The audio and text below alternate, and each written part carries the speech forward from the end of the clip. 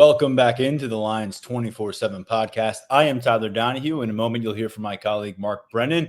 Kicking off the final week of February, it's a month that tends to fly by fast, but it has been packed with updates regarding Penn State football and the Penn State athletic community of late. We had back-to-back press conferences on Monday here in Happy Valley. We heard from athletic director Pat Kraft for the first time in 2025. Spent about 40 minutes going over a ton of topics with him, including NIL, Penn State's staff pickup, some evaluation of coaches here at Penn State, and additionally some updates on the Beaver Stadium renovation project. Additionally, we heard from Stan Drayton immediately after Pat Kraft exited. We had Stan Drayton come into the room, say hello. New running backs coach here with Penn State football. We've covered his resume quite a bit here on the podcast lately. If you missed our episode that dropped last Friday, we had Mike Roach on from our 24/7 Sports Network. He covered the Texas Longhorns very closely during Stan Drayton's tenure down there from 2017 through 2021. That included bringing on board number one overall running back recruit Bijan Robinson, who left Texas as a top 10 NFL draft pick. So a lot of intel on Drayton from our last episode. We learned a lot about him as well, getting a chance to ask some questions on Monday. And before that, we went over to team facilities on Saturday, one of my favorite events on the calendar. It involves nothing with the football, except for maybe a few guys throwing it around in the weight room. THON event happening, the THON Explorers program over at Penn State's Lash football building. A great weekend for all involved. We'll talk about the impact that we witnessed between these players and some of these childhood cancer patients. We also, from a football perspective, did get a chance to hear from several Nittany Lions players about progress thus far in 2025, including a couple players who were banged up, dealing with some injuries going into the offseason. So stay with us for that a little bit later here, but we'll bring in Mark Brennan now, and we'll get started, Mark, with Pat Kraft being at the podium. We hadn't had a chance to hear from him in a while. Penn State went on that playoff run. They've added Jim Knowles, made him the highest paid assistant in college football. And certainly there have been a lot of other happenings within the Penn State athletic world. So we always appreciate the chance, and Pat Kraft delivers when we get him. Yeah, they need to get him in front of the cameras more often. I mean, we hadn't talked to him since a pretty small scrum at Big Ten Media Days in Indianapolis last summer. And I think he ought to be available 3 or 4 times a year. I mean, it's just he brings a level of energy. If you have the opportunity, go and look at some of the videos on our front page. And he just has a passion and enthusiasm that's kind of infectious. And, you know, you could ask him tough questions, and he kind of takes it the right way. I mean, he's not adversarial. You could ask him something tough, but he's going to come back he's going to answer as honestly as he can. So I don't think they get him in front of the cameras nearly enough. I know there were people who would argue that, well, you know, he's on the sideline at football games. He's sitting front row for wrestling. We all see him there. That's a different thing. And he's genuinely having fun doing that. But I think having the ability to communicate with us, because he does it so well, they should do it more often. And as you mentioned, covered a variety of topics, and we got some good, you know, meaty info.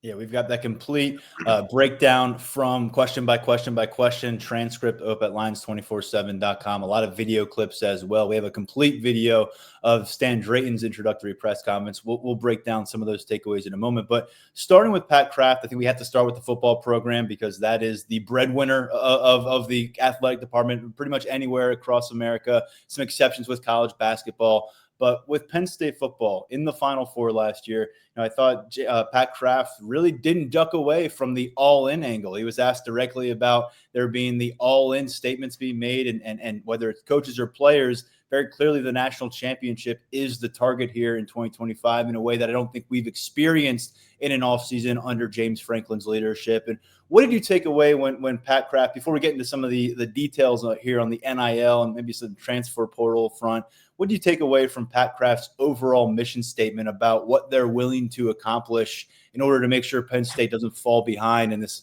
crazy arms race that is college football these days? Yeah, let me broaden that out a little bit, because what we've heard from James Franklin over the last 6-8 months, however long it is he's talked a lot about the alignment, about how, excuse me, I'm losing my voice a little bit, but how he's aligned with the AD and the AD is aligned with the president. And it's something they really haven't had. And I bring that up, Tyler, because what's one of the common themes we've heard the last couple of weeks? We get Jim Knowles, and he says one of the things about Penn State that really impressed him and that made it attractive was the alignment, that everybody's kind of on the same page. Franklin used to say, rowing the boat in the same direction, which I don't think was always happening. And Mark, what we heard from Stan Drayton, Drayton, I mean, he just was a head coach of his own program. He said he realized there how much alignment is a necessity for running a program. And so, that's interesting. He basically threw Temple under the bus, saying there is no alignment there, right? I mean, he didn't basically say it. I mean, he didn't really have to read between the lines, but I think that's fair. So the reason I bring that up is because I think everything's in place here for them to do what they need to do, and now the last step. There's no more excuses. I mean, now the next step is getting past that semifinal and getting to the ultimate step. The next step is beating Ohio State. The next step is seeing the results on the field at a slightly higher level than they're at right now, because a slightly higher level than they're at right now is very high. But when you hear Pat Kraft talk, he's bought into that. He's not backing away from any of it. And I think that's refreshing to hear from your athletic director. I have been around a lot of athletic directors at Penn State. Jim Tarman, Tim Curley, Dave Joyner, Sandy Barber, have not seen somebody with this level of enthusiasm and with this level of not being afraid to set the goals very high. I mean, we heard for decades, I mean, literally decades, about Beaver Stadium improvements. And now it's happening. And, one of the things I wanted to mention, I know we're going to get into it, but the one video you absolutely have to watch is when Kraft is talking about the stadium. And you did an update on a really good update about how, seating is going to be impacted, attendance, parking, those types of things. But when he talked about that press box coming down, and I texted you and Daniel, he was like literally giggling, like, oh my God, it was so, because, being there, it was a pretty cool thing to see. But I know I'm going off, but that level of energy and enthusiasm, I've just never seen it from an AD. And I'm not saying other ADs couldn't have been good in their own ways, but this guy, he sets expectations high, and he seems to be enjoying it as much as anybody else. Yeah, and he knows the expectations are high. He knows this is a pretty ravenous fan base and community. He mentioned as well going to that press box filling in early January. You and Grace were there.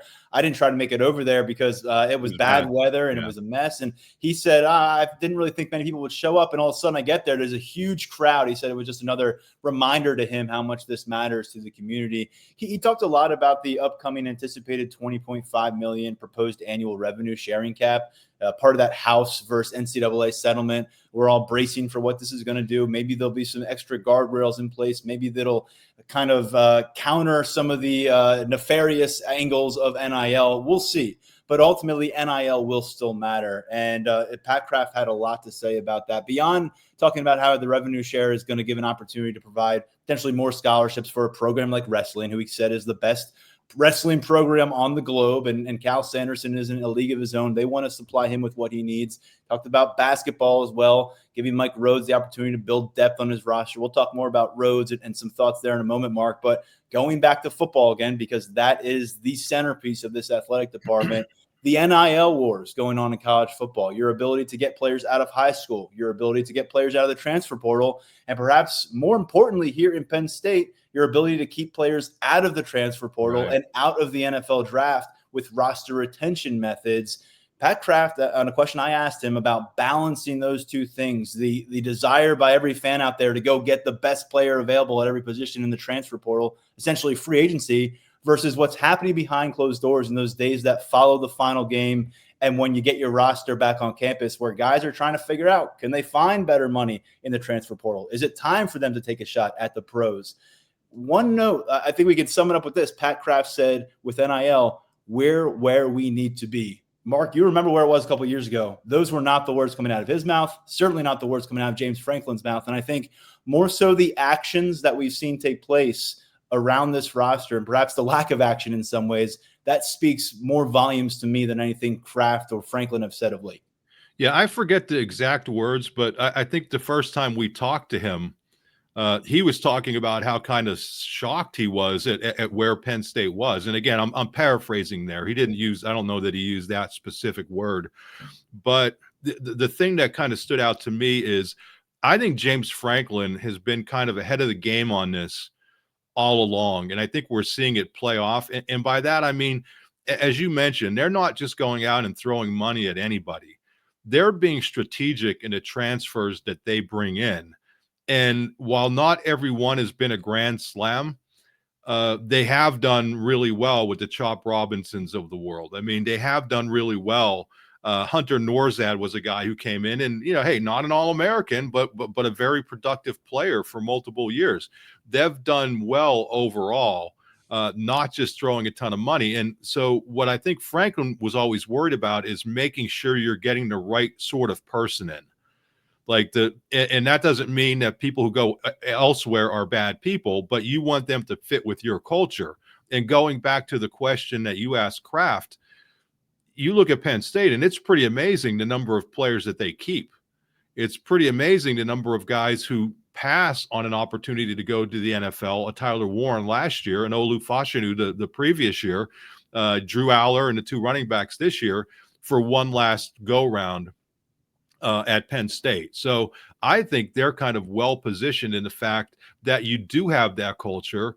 And as much as it may be attractive to throw $5 million at somebody, it's also getting the right fit. I think the greatest example of what Franklin has done in a transfer portal is King Mack. I mean, you have a guy that seeks greener pastures at Alabama, and he got some money going there. That he just wasn't going, and good for him. I mean, if you're able to do that, and he's there for a year, and then he comes back. I mean, what is that telling you about the culture that's been built? So I think that's part of what Kraft was getting at, is as important as the money is, the culture is equally important. And I also think the other thing that he's kind of getting at, Tyler, is that with this new 20 plus million a year, that's not rendering NIL irrelevant, but that's making it easier, I think, for power programs like Penn State. At Big Ten Media Days last year, when this stuff was first coming out, we didn't know what the exact number was going to be, but Kraft said at the time, whatever the number is, we are all in. That's the number that we're going to be spending, whatever the highest number is. And then he also mentioned, I think, that it'll go up incrementally over the years, and you're going to have to be ready for that, but that they're willing to go all in on that. Yeah, I think, Pat Kraft basically said the market value is pretty wild right now in a lot of ways, whether you're talking about finding a quarterback or you're finding a coordinator. But we're Penn State. We need a seat at the table, and we need to be able to extend the best possible offer. And look, you see what they did with Jim Knowles, more than $3 million a year. Let me rein that back a little bit. $3 million a year. Only a matter of time, Tyler. Yeah, only a matter of time. I do want to note something, because you kind of piqued my interest there when you talked about the ability to get King Mack back in the fold. This has been a consistent theme covering James Franklin, for me at least, Mark, watching him operate, maybe lose a recruit, maybe lose a player to the portal, but not burning that bridge. Because, look, coaches – news alert, football coaches have tempers sometimes, right? They're emotional people. Sometimes they're paranoid people, and they can fly off the handle in an emotional moment, and they may ruin their relationship with I've seen it firsthand. Yeah, with the player, with that player's parents, with that player's high school coach, with their hometown community. It's all sorts of ramifications. But you talk about Mack circling back after a year at Alabama. I'm thinking about Micah Parsons, my first year covering the team, decommitting, going to visit Ohio State, going and doing all those other things. He signs at Penn State. He becomes an All-American at Penn State. James Franklin never wavered in how he felt about Micah Parsons being part of that class. Julian Fleming, we saw firsthand, that was a rocky road to the end of that. Explain that to people. Penn State. And guess what? He chooses to finish his career at Penn State. Nolan Rucci, he spurned Penn State out of being the top offensive lineman in the class or in the state. Dad was an Nittany Lion. He goes elsewhere in the Big Ten. Well, guess what? When he wants to poke his head in the transfer portal, Penn State, James Franklin, they're waiting for him. All of a sudden, he looks like an ascending figure for this program. So I think that's a really good point, Mark. And I know it's kind of a tangent compared to what we're talking about, but it does come back to the fact that when you have a coach who is in year 12, you've won with this consistency, and you feel like you really have reached a breakthrough. There is a danger in just trying to be like, well, everybody else is diving headfirst in the transfer portal. Why wouldn't we? Well, the reason you wouldn't is because you have built all this goodwill. You have built this track record. And look, you may have to face a team down the line in the playoffs who has essentially been a Frankenstein monster built with transfer pieces and $1 million high school players.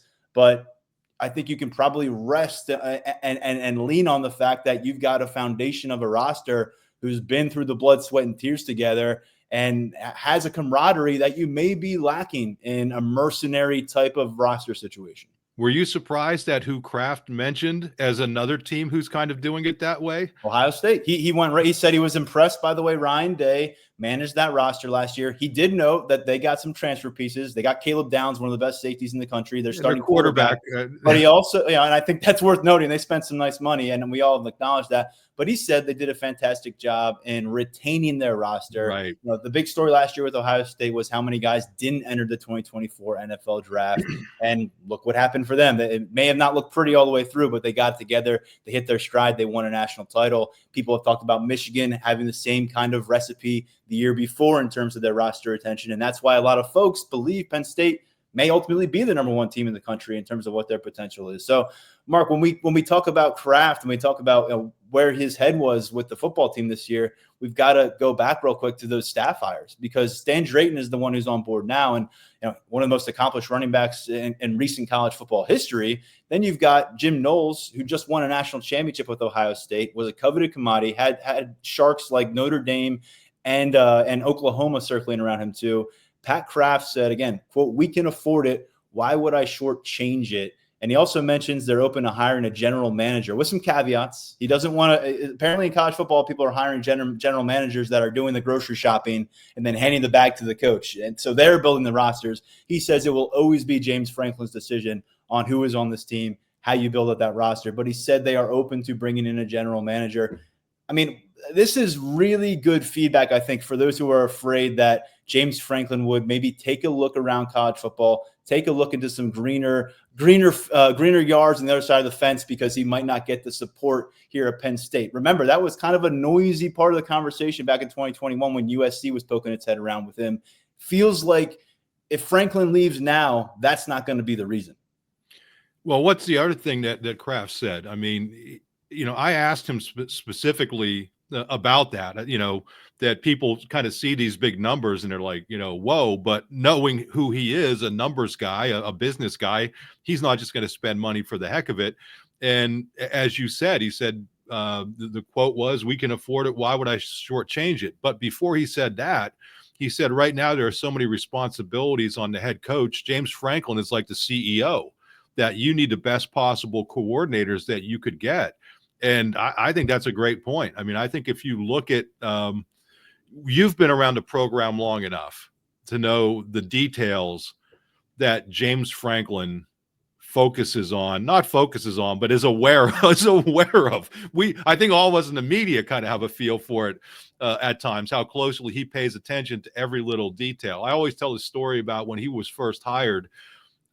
We were in the team room for a press conference or something, and he walked in, and one of the doors was like beaten up, and he's like, "What's wrong with this door? Can't we get this door painted?" And I'm just thinking, like, was Woody Hayes doing that? Was Joe Paterno doing that? Was Bo Schembechler worried about it? But that's not necessarily a bad thing. But if you're going to be that focused on that, you better have really good coordinators. And I think they're in a position now where, how long are they able to keep these guys? I guess we'll see. But I think what he's shown is that even when there is change, and I think this year was probably the best example, right? I mean, you have a former head coach who's your defensive coordinator, and you had a great defense, a really good defense, and he goes, and I don't think anybody would argue that you got a better defensive coordinator. I mean, the numbers from the last couple of years kind of bear that out, right? Mm-hmm. And then how much respect I have for Jaywan Sider. Me too. I mean, just a tremendous coach. And if you were to look at that staff and say of the glue guys, who do you really not want to lose? You don't want to lose anybody, but it's Terry Smith and Jaywan to me, who being around, that's not a knock on anybody else, but you could tell how these guys are kind of glue guys.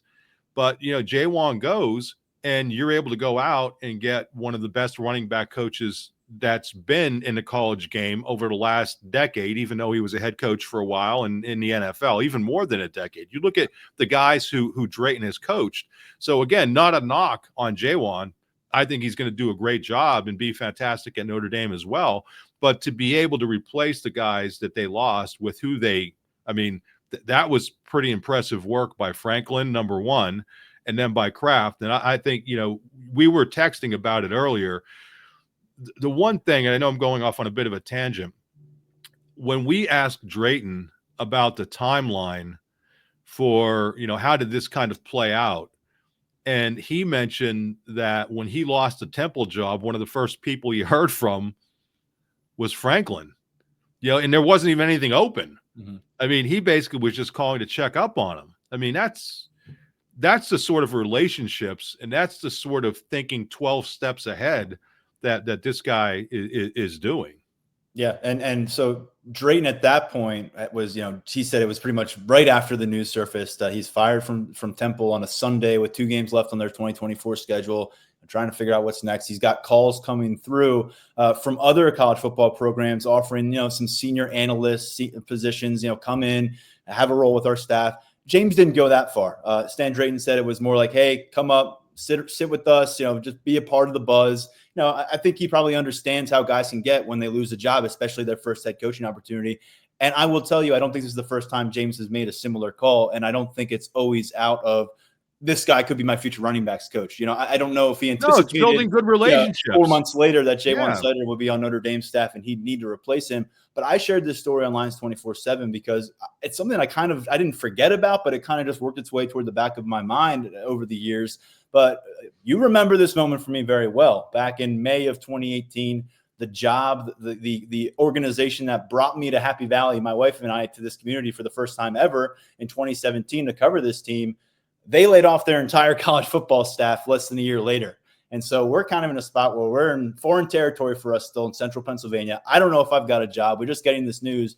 An hour after this starts to hit Twitter, because there's a bunch of us who were fired in one fell swoop, James Franklin calls my phone. I had covered a team for 1 season at that point, and he was just wishing me well, wanting to know if he could do anything to help me.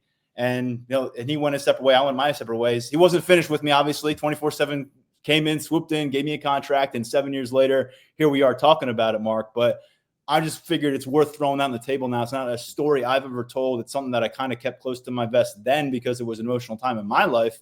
Worked out well. I've covered James for ever since then, and I haven't always had positive things to report from his team and from his team's performance. But I will definitely always appreciate that. And I'm sure when Stan Drayton's phone rang in February, he very fondly recalled that phone ringing in November. No, I got a similar call, and I could say it when 247 Scout. I got a call saying, "Hey, Mark, is everything going to be okay?" And that's what, when I said that earlier, I didn't mean that was some kind of strategy on his part. I probably didn't phrase it the right way. He's genuinely concerned, but I also think he knows the value of building relationships, whether it's with media people, whether it's with coaches, whether it's with whomever, players, obviously, parents. The thing that you go back to Julian Fleming, and I know we're kind of going off on tangents here, but why not? It's the off season. We were at Penn State football camp when Julian Fleming was there, and there were clearly heated conversations going on between Franklin and Fleming's family. And let's just say he was already committed to Ohio State. He was with his team for a 7-on-7 tournament before his senior season. Now, maybe heated isn't the right word because we were like animated might be. Animated, we were half a football field away, but you could tell there was some passion involved. There were some hands moving. There were some hands moving during the conversation. But that kind of comes full circle to what you mentioned before, is that you build relationships and it can carry you a long way.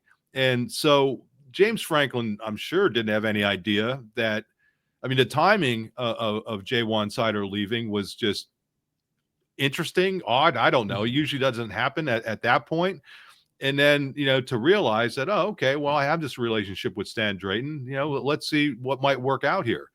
And I just, to me, when you're that sort of people person and build those sorts of relationships, it can pay off in a lot of different ways.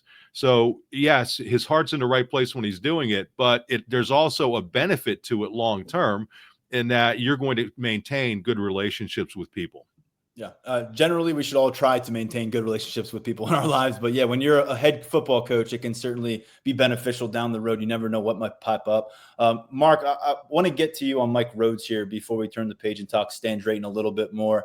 Before we talk Rhodes, though, we have to acknowledge the love, praise, whatever you want to call it, that Pat Kraft heaped on Cael Sanderson. We don't talk wrestling much on this podcast. I know some people that might be pissed off about that. It's a legit dynasty. Beyond a dynasty is the way I think Pat Kraft described it. They have absolutely owned the sport for more than a decade now. It's just a remarkable run for Cael Sanderson. And Pat Kraft called him a unicorn. He said if he came into his office and said, I need a $100 million contract, he'd find a way to give him a $100 million contract. He says it's the opposite of that. He says it's usually about trying to take care of his players and his staff and trying to build the program the best way they can. They want to get him some more scholarships, as we talked about. That could be a help. But, man, it is a ton of praise here. And I think we focus so much on James Franklin because, that's really who we focus in on. But Cael Sanderson, what he has accomplished here, and Pat Kraft's, kind of just effusive praise for what he has witnessed in the last couple of years really stood out to me. Well, yeah, and when you talk about Cael, I don't know how closely you follow this, but it's not just a Penn State program. It's that Nittany Lion Wrestling Club. Mm-hmm. And he was so smart that he was able to do that. And you have to imagine one benefits the other and vice versa. You're in that you have people around here who are Olympic caliber wrestlers that you could work out with. Imagine what that's doing for you. So you're like training at altitude. It's just an unbelievable job. There was, at one of those coaches' caravans a while ago, they stopped off in Scranton. And they ended up going to a local restaurant for dessert, the whole coaching caravan crew. And there were two guys there who were clearly like wrestling fanatics. So 95% of the people were like thrilled that Franklin was coming, and they just wanted to see Franklin. And these two guys, all they wanted to do was see Cael Sanderson. And Cael comes in, and they were like literally afraid to talk to him. That's how legendary this guy is. And I shouldn't even just say in the sport, he's legendary. I mean, he's making a run at being the greatest coach of all time. I mean, that period, not the greatest wrestling coach, the greatest coach of all time.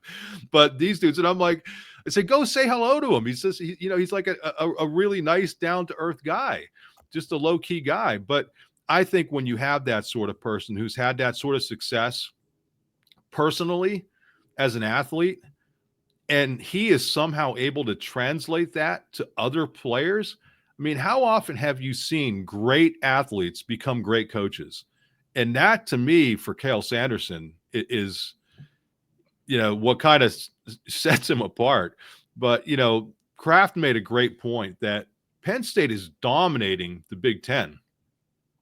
And the Big Ten is really, really good. I mean, there are great wrestlers in the Big Ten, and Penn State is just wiping everybody out. So there's no doubt it's good to see that he has that appreciation. And if you've never watched a Penn State wrestling match, there's no more duels this year. But the next time they're on BTN, I'm telling you to watch, because they always set up a camera where you can see Kraft in the background, and he is losing his mind, and it's like very fun to watch. And again, all this kind of intermingles where we talk about alignment. This is a guy who appreciates wrestling. And by the way, if people didn't watch it a couple years ago when Micah Parsons tried to work out with Bo Nickel, it didn't fare very well. One of the greatest NFL players out there right now couldn't keep up with Bo Nickel and his wrestling crew. So these are phenomenal, outstanding athletes, and for Cael to be doing what he's doing is just amazing. And there really doesn't appear to be any end in sight.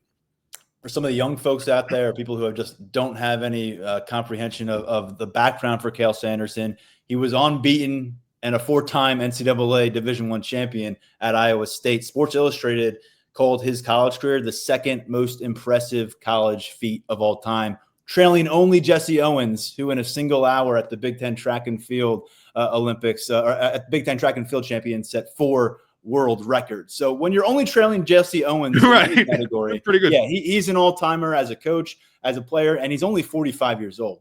Maybe he will ask for that $100 million contract someday. But Pat Kraft, I don't know if it's capable to balance being someone's boss and also a fanboy for that person. But Pat Kraft is kind of balancing those two things when it comes to Cal Sanderson.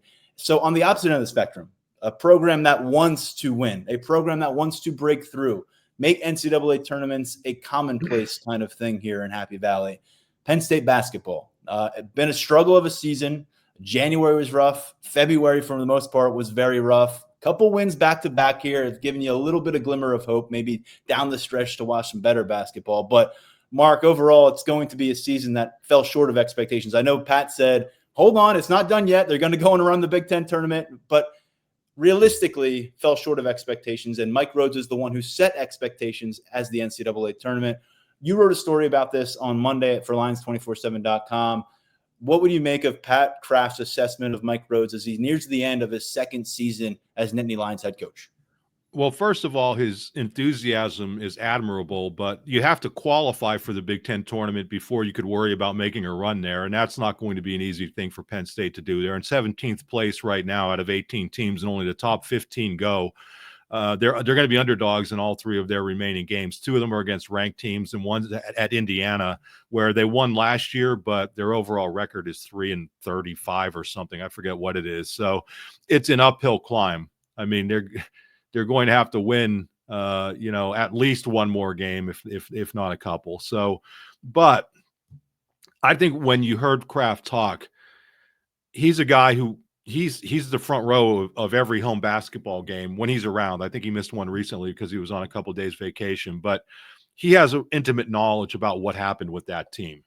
And, there are a couple things. First of all, he hit on the injuries. I mean, you lose Eli Rice. He would have been a good rotational piece for you. Then, obviously, you lose Puff Johnson, who's your most versatile defender. Then Ace Baldwin gets hurt and is playing as kind of a shell of himself for multiple weeks. Then you lose Yannick Conan Niederhauser, for a couple of games. And, you don't fare very well in those games. Now, he said, but injuries are part of it. And then he said, we have to build depth. And that's the issue with this team. Outside of Conan Niederhauser and Freddie DeLeon to a much lesser extent, he's been a good piece for them, but not like a go-to kind of dude. They just didn't add what they needed to have the sort of depth you need to be able to survive in the Big Ten, because injuries are going to be part of that. And Kraft acknowledged that. I mean, that's what I liked, is that he just didn't talk about that, okay, there were injuries. He said, you can't have guys playing 40 minutes in the Big Ten. And Ace Baldwin now is playing 35 plus, and that was with the injuries. So you need depth. And when those injuries happen, you need functional players who are able to step in and get the job done. And that, frankly, has not happened this year. And that was the primary issue for them. So he's not just making the injury excuse. He's saying that they have to do a better job of getting talent. And that's, I don't know if you read that, but to me, that's being fairly critical. Now, having said that, nobody's going to make a move on a coach in his second year, especially not in this atmosphere, and especially not at a place like Penn State, where they've been struggling to have consistent basketball success forever. Not just, for years, but forever. I mean, they've been struggling to have consistent success forever. So they're not going to make that kind of move. He said he's proud of Rhodes with the way that the team responded, winning its last two games after a 7-game losing streak, which I agree with that he should be proud, because it would have been very easy for this team to kind of completely check out. Again, making the Big Ten tournament is going to be a chore. And if they get there, with the injury issues, it's going to be difficult for them to go on any kind of run. But I think he said all the right things. I mean, he has him back. He has his back. The expectation is always the NCAA tournament. And the last thing he said, or one of the last things, is that Mike Rhodes knows that. And I think that's saying that, okay, it's not working this year, but if this becomes a pattern, that's not going to be acceptable. He didn't come out and say that, but I think if you look at what he did say, he's way too polished to just come out and say that. I think he's good enough at saying, listen, these are the expectations. And Mike, and he knows that. Mike Rhodes knows that. I mean, that's telling me that, okay, you're getting a pass this year. It's only your second year. You have some time to build this thing, but this can't be a consistent thing. Rhodes' second full offseason upcoming, leading up to his third season as Nittany Lions basketball coach, and Pat Kraft will be following closely along the way. One more note from Kraft, and we have a story up on this, as Mark mentioned, but just an update on the Beaver Stadium renovation project. Obviously, it's a massive scaled project. It's going to be until the 2027 season, at least that's the schedule. The press box was felled, as they call it. You know that if you drive to Beaver Stadium, whoever used that word, felled. I never used it until this, and I hate that I am using it. It's been like forced upon us. About it was blown up. Yeah, it got toppled down to the ground. And so if you were to happen to drive by campus right now, like we do just about every day, it looks different already. Pat Kraft said it will look different for people. There's going to be a construction footprint. It's going to be an active site during the course of this season, but at the same time, not expecting parking issues, which that's a good news for everybody, I think. And let's see if it comes to fruition. There's also not expecting entrance issues. They think those couple gates affected by on the west side will be available and open to people next fall. The one caveat that he did throw our way, and this is, we'll see what it looks like because they got 2 months to figure it out. He doesn't really have any idea what the spring game is going to look like for all of us who are trying to go and get into that stadium and see a football team practice and maybe scrimmage a little bit. He doesn't know what that will look like. So stay tuned, folks. Buckle up, and it'll be fun. But he doesn't expect the capacity to be impacted. It sounds like they're expecting it to remain right about where it's been. I think that official capacity slightly under 107,000, even though there were like 111,000 people at the Ohio State game last November. But ultimately, Mark, this is, again, a long-term project. Oftentimes, these things do not operate exactly on schedule. But he says he feels really good about the progress. He feels really good about the philanthropic angle of this. He was kind of touting their ability to fundraise. He said it's showing what people can do. Penn Staters get behind a cause. And ultimately, there's going to be a lot of modern nuances that come to this stadium that I think people have been begging for. And hopefully they find a spot for the press box. Yeah, he was talking as if he was like leading the construction crew. I'm forgetting, what was the one thing he said? He had some sort of dedeline to meet. Yes, by Nevada. Do you remember what it was? How he put it? I'm trying to look at the transcript. Yeah, he had some kind of mark to meet or something. Yeah, right. The expansion of the Eastern Concourse. Yes, it's like, okay, put your hard hat on, but it's like, I have a mark to meet by Nevada.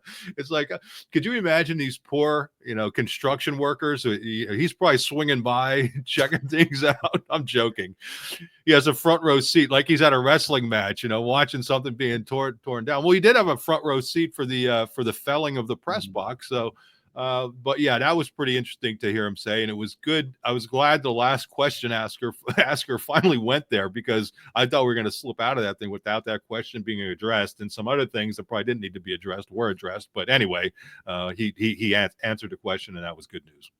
Mark, some quick notes on Drayton. I think we already addressed some of the most important stuff in terms of him and Franklin's relationship. This is a guy who said he got that itch. Quite frankly, he said his family was getting a little tired of him, getting a little irritated of him. Agitated. He had a great note. Yeah, agitated. He had a great note that his wife doesn't take great coaching. So, he had to go find a different outlet for it. This is a guy who, for the last 32 seasons, has been on a staff. So for him to enter this year not on somebody's staff was foreign territory. It didn't last long. He's now Penn State Nittany Lion. He's getting to work with two established standouts, Nick Singleton and Katron Allen, 1,000-yard rushers, nearly 7,000 combined yards in their 3 years here together at Penn State. And I thought it was interesting and very honest. He said his goal right now between Nick and Katron is to look long and hard for their weaknesses. He said that's what he's doing right now. That's his effort. He wants to find their weaknesses and then address them, because he says it's not just about getting these guys ready to make Penn State better. He knows they came back also to elevate their professional draft stock, and he wants to be able to put them in a situation. Let's remember, this is the guy who recruited and started the development process for Ezekiel Elliott, an eventual top 10 NFL draft pick. Same deal for Bijan Robinson down at Texas. You go way early in his career, the late 90s, he recruits a young man named Brian Westbrook, starts his development process to be an All-American at Villanova, an eventual College Football Hall of Fame inductee, Philadelphia Eagles Hall of Fame inductee. The guy knows what he's talking about. And now he's working with Nick Singleton and Katron Allen. He's got 5 players who are either freshman or sophomore status that are also beyond that group.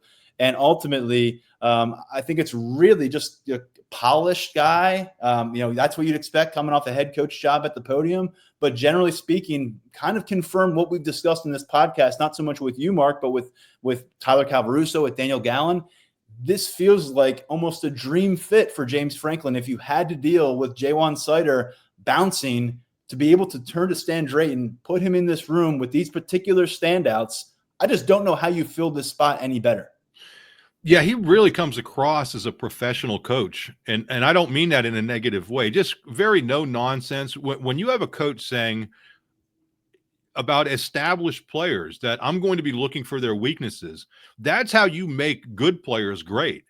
And I think both of these guys are going to be very, very open to that. But, you're looking at 2 guys who very well could be professional players, in a matter of months.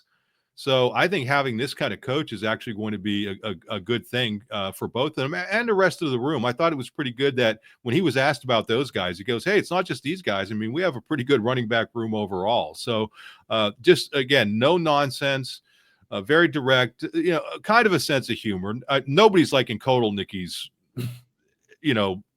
stratosphere when it comes to just being, extremely, extremely, extremely funny and quick-witted. But initial impressions, very, very good. And I just like the way he carries himself. Also like the way he talked about what he learned at Temple. Kind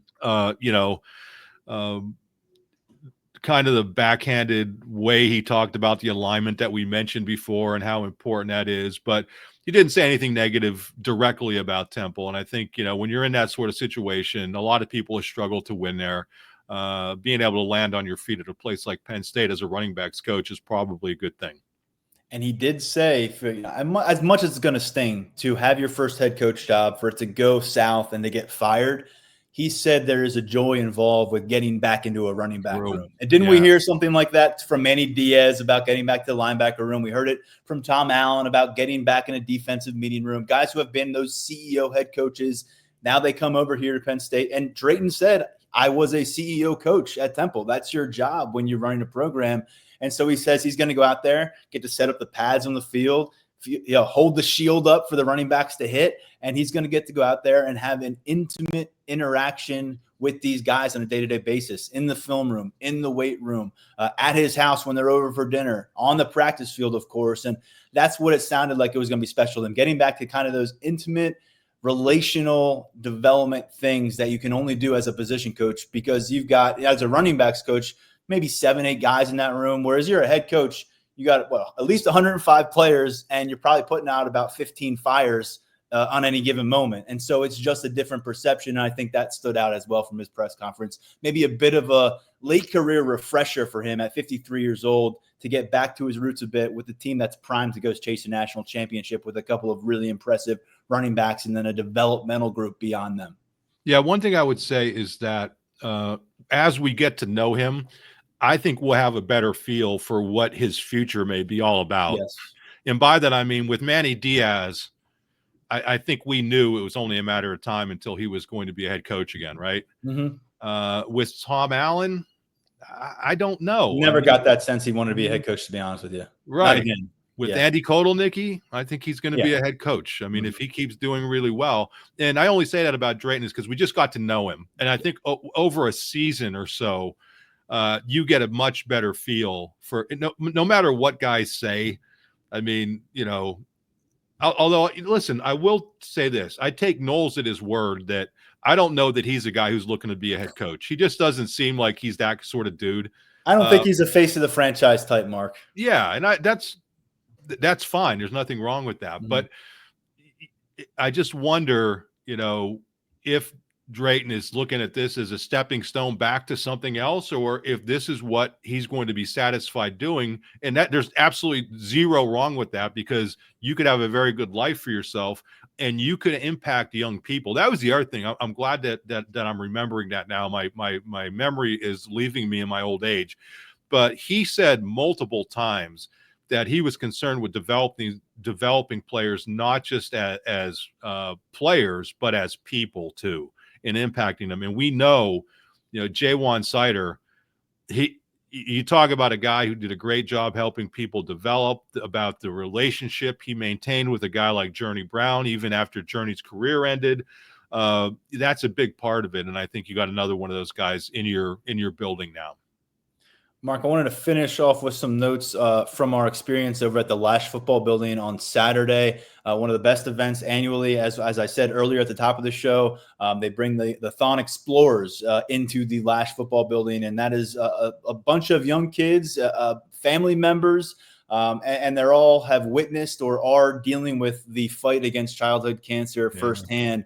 And look, we know that building 364 days out of the year, Mark, is laser focused on winning a national championship game, and anything that is a distraction, get it out of the way as soon as you possibly can. This is the opposite. They lined the hallways of the Lash building, 60 players on each side of this thing, all cheering, all giving high fives as these families walk through the center down about a 40-yard hallway into the team meeting room. I got a chance to just kind of trail one of those families. It was a pretty incredible moment for me just to kind of observe that.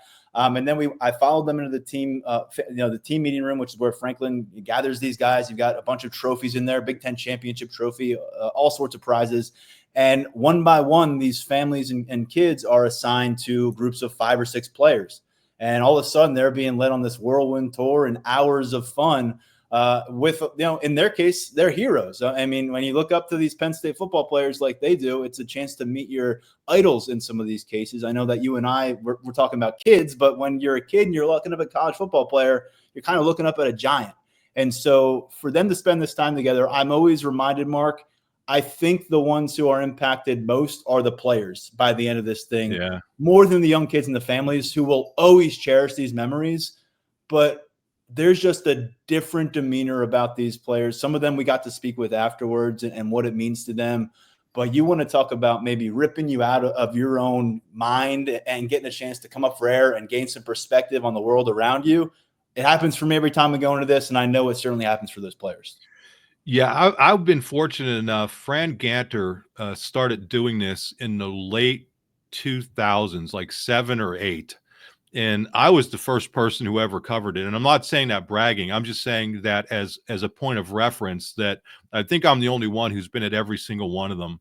And the common theme you get, we used to have more access, but it's understandable why we don't now, because so many more media people go, and you couldn't have everybody walking really wherever you want to go. But the common theme, and if you think about those guys in 2007, how old would they be now? I mean, we're almost 20 years ago. Guys today are saying the exact same thing about the ability to put a smile on a kid's face just means so much to them. And then you touched on it, the perspective. These guys think they have it tough when they're going through winter workouts. These guys think they have it tough when they injure their wrist or blow out an ACL. They're now all of a sudden they're taking a step back and looking at these kids who have been in this fight, or have won the fight, or in the middle of the fight, or know people who have been in the fight or are in the fight, and they're seeing what it's all about. And for them to be able to persevere, this is what I get every single year, and it never, ever, ever gets old, because it's just refreshing to hear it from one year to another, to another, to another. Yeah. And the other cool thing is you see actually some of the kids who now aren't necessarily kids anymore, but have been coming to this year after year after year, and who may be struggling, who may be in a wheelchair, but they're still coming because, it's something that they look forward to. So it's very cool. And that's why I really appreciate the story that you did. And we always try to do, not just player updates out of that, because we do have player access, but highlighting the event, showing you a video, Tyler doing a great story, Grace shooting photos, getting that stuff out there so you can see what it's all about. Unfortunately, not everybody can go and witness that themselves, because it just wouldn't work. But it is a great thing. One of my favorite all-time things, they used to give everybody, it used to be that you could go anywhere. And one of the funny stories I'll ever remember is Ollie Ogbu was a defensive lineman, and just a great sense of humor. And afterward, I said, "What was the coolest thing you did?" He said, "Well, the kid I was with, we went into Joe Paterno's office and started rooting through his desk." And I said, well, what did you find? He's like, oh, it was like all old man stuff, like black licorice and Old Spice. And it was such a serious moment, but he's with this little kid and we're all laughing at him telling this story. And I almost felt as if, you're kind of part of it. So yeah, it's very cool. And I'm glad that you did it justice by writing it up the way you did. And if people didn't see it, make sure that you go and check out Tyler's story. You could just Google, I think, THON Explores Tyler Donahue 247, and it's a really good piece. Yeah, these Four Diamonds families, we understand some of these days must be absolutely exhausting. Some things must look bleak at times, but on this day, it was smiles and it was sustained smiles. And that was really for the players as well. As I said, some of my favorites, hearing from Cooper Cousins, how proud he was to win an Uno game against these group of kids. We saw LeVar Arrington Jr., one of the new kids on campus, playing pool with some of these young players, giving them some pointers. Tony Rojas, Caden Saunders were some of the players that were absolutely belting out Taylor Swift and Katy Perry on the karaoke with some of these young girls. I know Tony Rojas said that his assigned child, who was a young girl, he said she was singing her heart out, and that brought our heart out. And Mark, I know you have the ability to cover this event with your daughter for the last few years. Yeah. I've been a father now for the last 3 years, and I'll tell you, showing up this event as a dad hits a lot different than it did before I was a dad. And regardless, we are so happy of the end result. We saw a small fraction of THON weekend over at the Lash Building.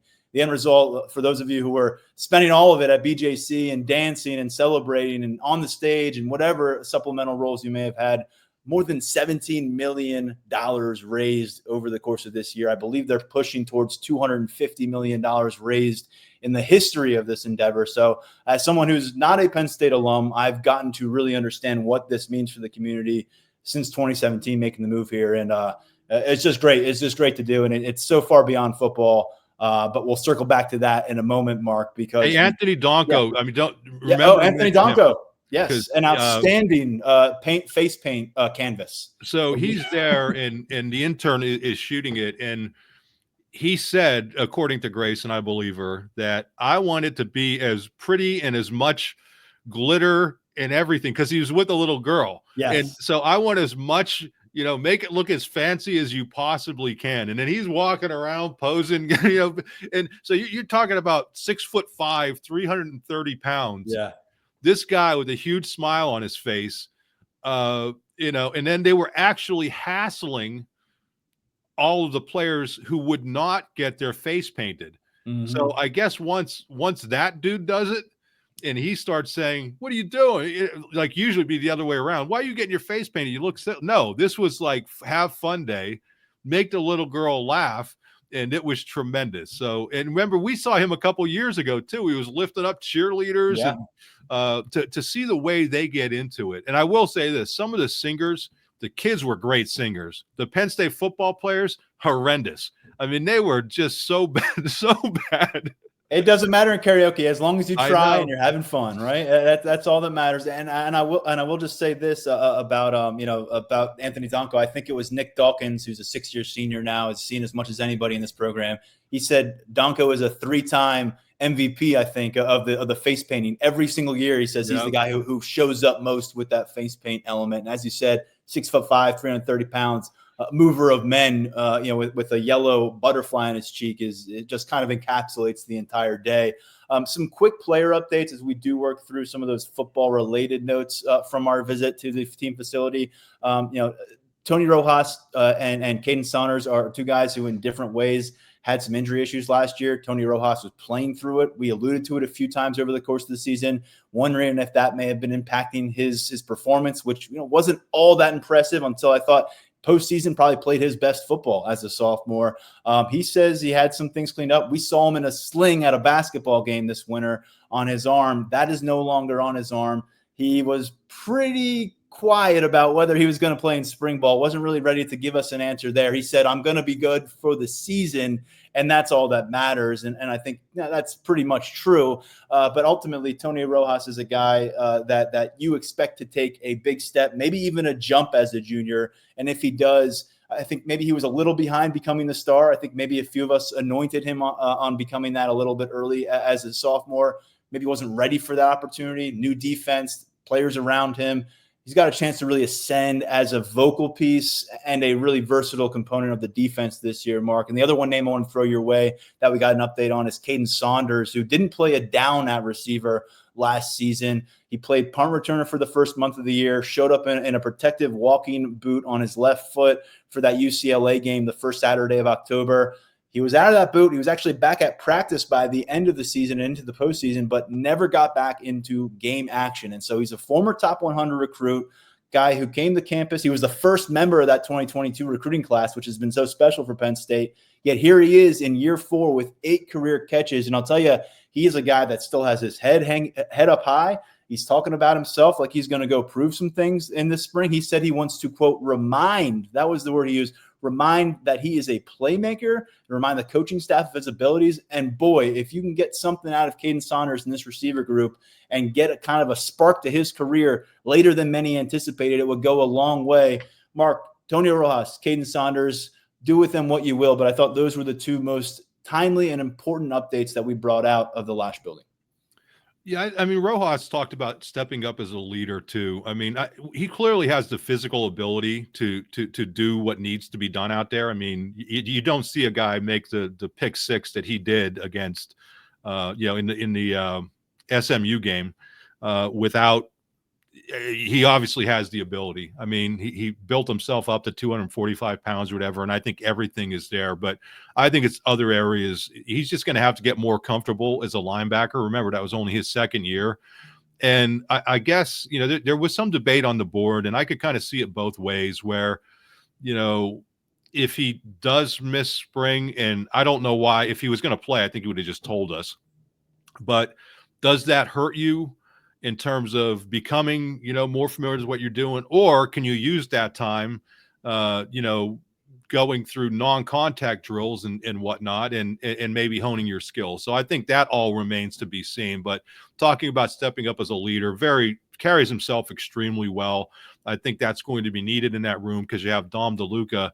But after that, I mean, we had the snap counts, and I don't have them here in front of me, but this guy played way more snaps than all the other returning linebackers combined. Yeah. So I think he's going to be a really important guy come preseason camp. And then, with Caden Saunders,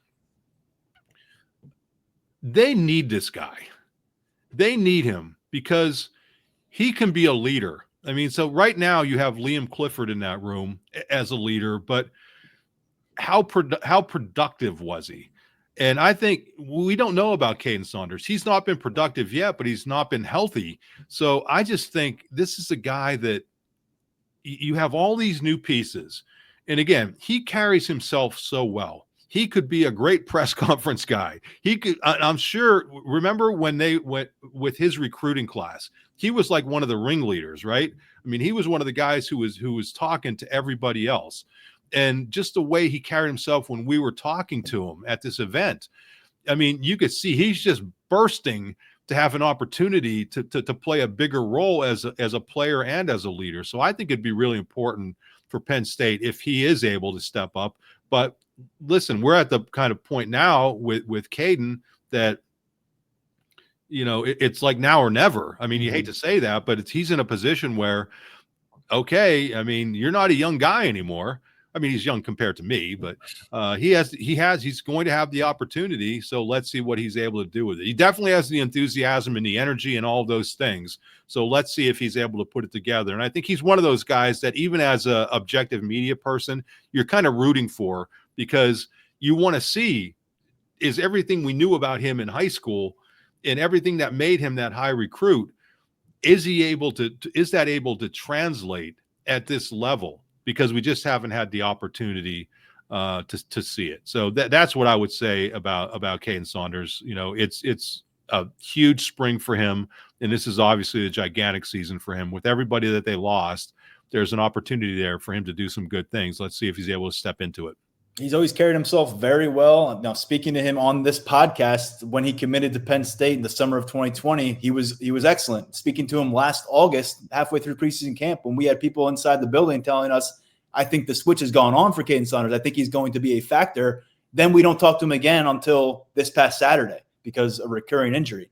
So a lot to learn about Caden Saunders. And the way he handled those questions about the injury, exactly. I mean, it just, I think you're right. And I think that's context that maybe isn't available. It's going to come down to what he does on the practice field in Haluba Hall, outdoors for Penn State this spring, this summer. How is he competing? How healthy is he? But in terms of facing his reality and speaking about it forthright, he lives up to that part of the task. And we have coverage of both Caden Saunders and Tony Ross, our conversations with them over at Lions247.com. I have a story up this week on Nick Dawkins as well, getting to check in with the 6-year senior about his return to Penn State, what it means for the program and for the university. Mark, I think that's enough. We have a ton more we could probably talk about, but we're at an hour, and we probably got to say goodbye. So a bunch more over at Lions247.com from Kraft, from Drayton, from THON. And there's going to be a lot more to come as well. We'll have another episode later this week, break down the latest in Penn State football, recruiting, transfer portal, whatever else pops up.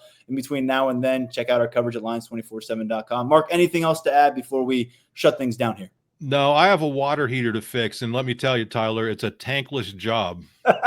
There we go. We got a nice dad joke to finish things off from Mark Brennan. What more could you ask for here in the Lions247 podcast? On behalf of Mark, I am Tyler Donahue. We'll talk to you real soon right here on the Lions247 podcast.